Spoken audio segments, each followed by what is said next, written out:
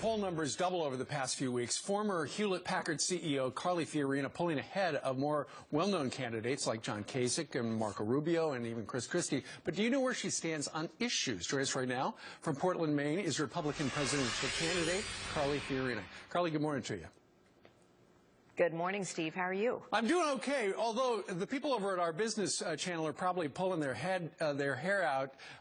The stock market sold off 500 points on Friday. It looks like it's going to be dipping down at least 300 when the market opens in about an hour and 13 minutes from right now.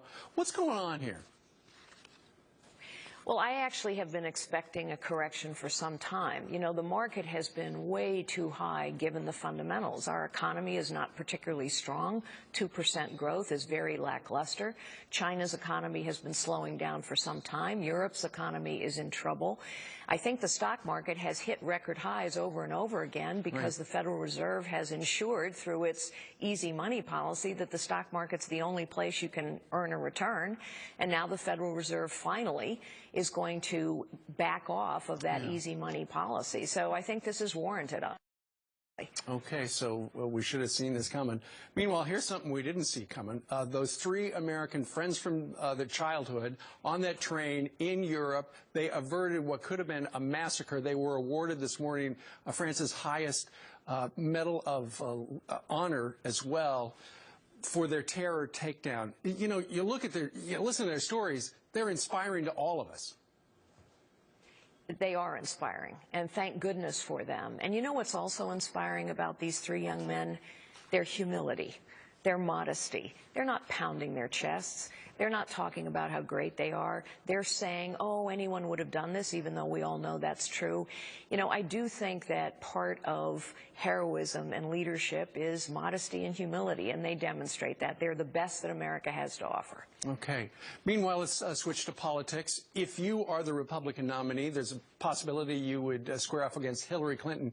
You say you absolutely believe that Hillary Clinton intentionally lied about Benghazi and about the email as well. Okay.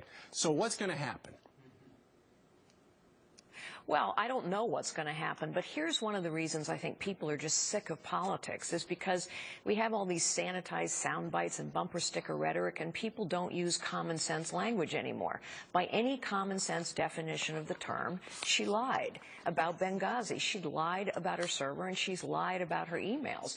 I think the most effective thing a Republican candidate for office can do is to continue to throw punches at the other side, because ultimately we're going to face off against a Democratic nominee. Maybe it's Hillary Clinton, maybe it's Joe Biden, whoever it is.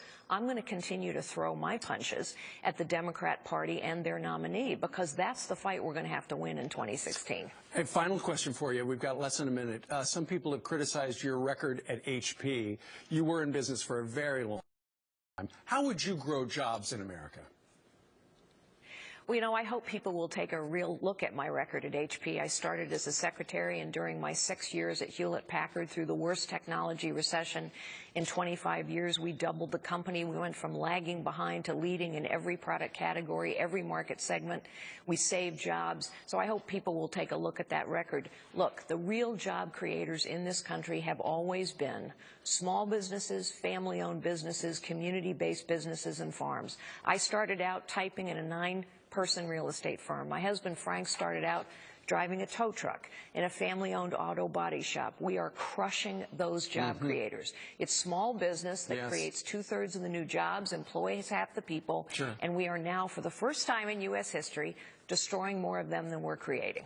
We got to create more, and you say you're the person for it. Carly, by the way, she's going to be on the Intelligence Report with Trish Regan today at 2 o'clock on the Fox Business Network. So you got a busy day. Carly, thanks for joining us today from Portland, Maine. Thanks, Steve, for having me. Have a great day. You as well.